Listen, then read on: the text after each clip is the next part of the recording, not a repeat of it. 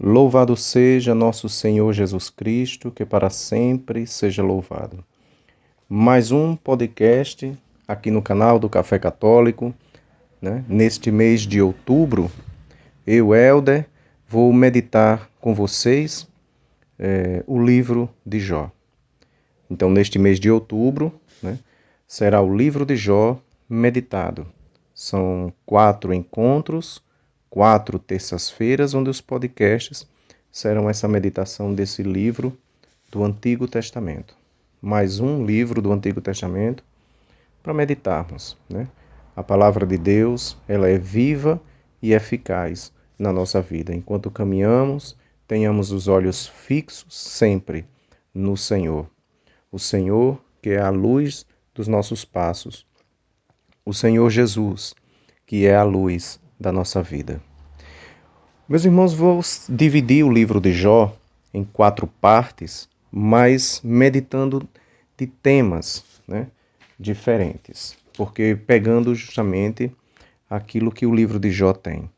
Primeiro hoje, nesse primeiro encontro, esse primeiro podcast, será a introdução do livro, né? O que é o livro de Jó?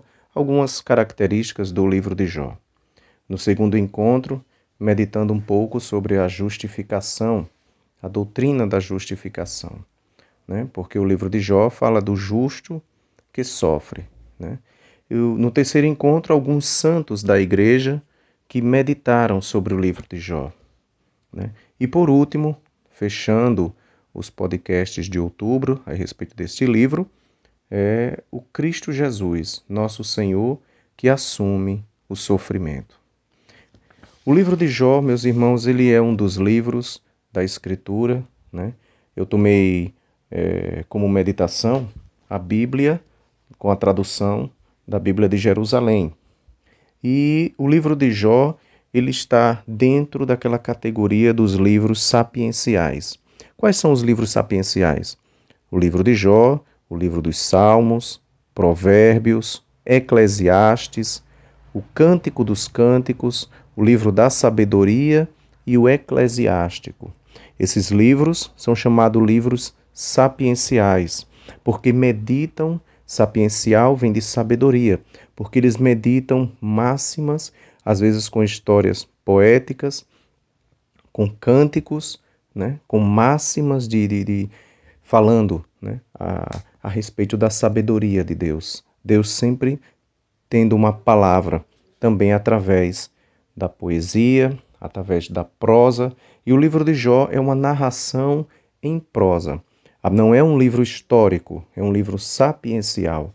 Por isso, o personagem, Jó, apesar de ser descrito na Escritura, ele é um livro como se fosse uma história. O autor sagrado escreveu a respeito de uma problemática, né? Uma problemática muito séria para a vida do povo de Deus, né?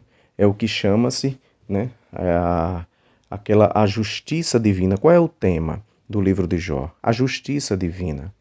O que chama-se de teodiceia, a justiça divina. Então, esse movimento sapiencial gerou este livro, né? Jó, quem era Jó? Jó era um servo de Deus. Jó não era do povo israelita. Jó, ele se passa numa terra obscura e distante de Israel, chamada Uz, né? O personagem principal, ele não é israelita, né? Ele é do reino de Edom, né? É o país que tem como os descendentes Esaú, né? Os descendentes de Esaú. Esaú, aquele que era irmão de Jacó. Lembram?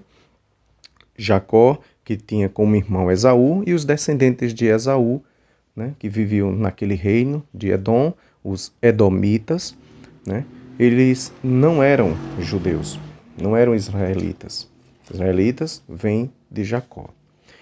E Jó era um servo de Deus rico. Os primeiros 5 versículos do livro de Jó, eles narram justamente as características de Jó. Diz que era um homem íntegro, diz que era um homem reto, que temia a Deus e se afastava do mal. Jó era íntegro e Jó era rico.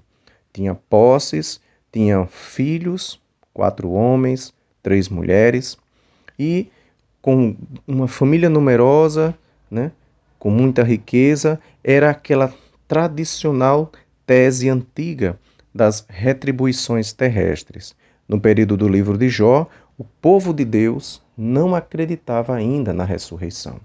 Só que quando o livro de Jó é escrito, é justamente pensando nessa mentalidade. Como pode ser essa transição? Como pode um justo sofrer? Né?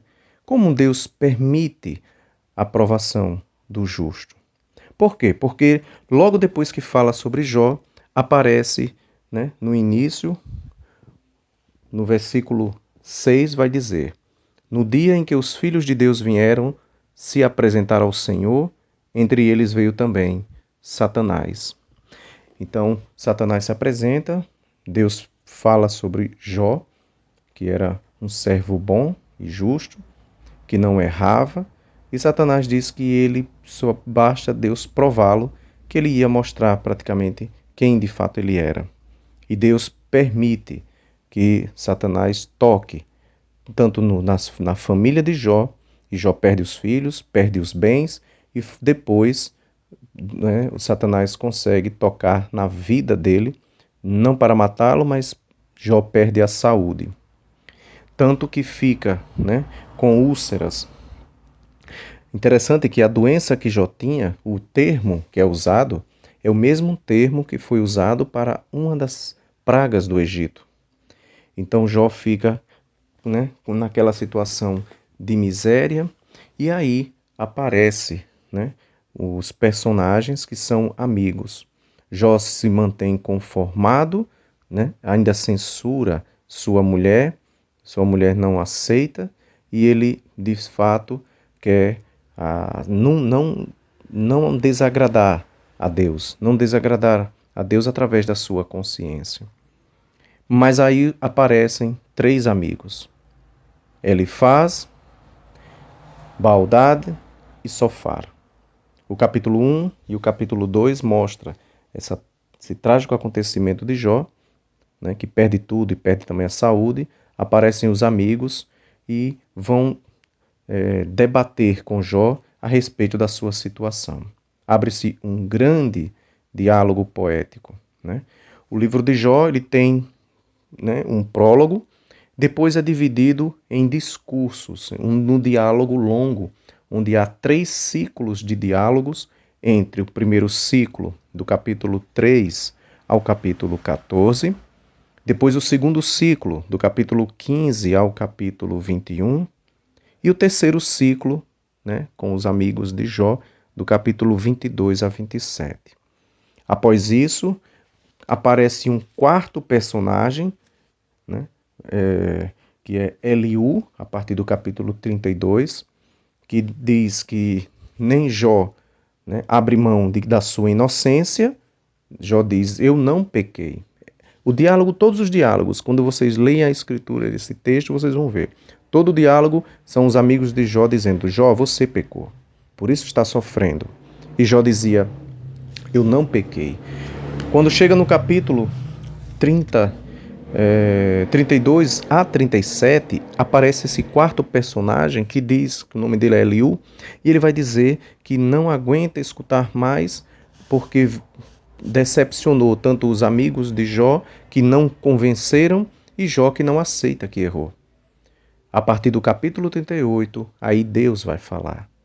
E o final do livro, de 38 a 42. Né? 2 discursos de Deus falando e um epílogo final que encerra o livro, né? Mostrando, né, Deus vai ensinar Jó a respeito do sofrimento. É um livro, meus irmãos, né? É um modo dramático de narrar a vida humana, que é também uma luta.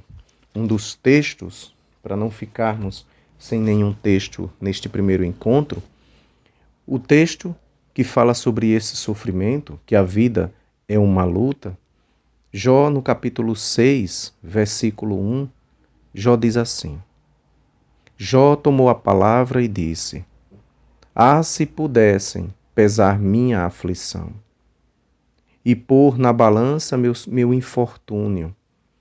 Seriam mais pesados que a areia do mar. Por isso, as minhas palavras são desvairadas. Então, veja, se pudessem pesar o meu sofrimento numa balança. A vida também não é só sucesso, a vida também não é só vitória. O livro de Jó vai mostrar que também a palavra de Deus vai mostrar que nesta vida também há dor, também há aflição, também há sofrimento e também o que nosso Senhor Jesus Cristo dirá depois. Também há cruz. Que possamos neste primeiro encontro ficar com este pensamento. A vida, nunca pense sua realidade de uma forma totalmente negativa. Nunca conte somente com as suas próprias forças. Quer soframos, quer vivamos nesta vida, sempre pertencemos ao Senhor. Também há tempo para tudo nessa vida. Há tempo de viver e há tempo de morrer. Há tempo de trevas e há tempo de luz. Senhor Jesus Cristo, concedei-nos a tua graça de enxergar nesta vida a luz da tua Santa Cruz. Louvado sejas, meu Senhor, porque nos mostra sempre o caminho da salvação, através também do sofrimento. Amém. Até o próximo encontro, meus irmãos, onde daremos continuidade, vendo que o justo, a questão da justificação, essa doutrina que a Igreja prega também no seu catecismo. Louvado seja nosso Senhor Jesus Cristo, que para sempre seja louvado.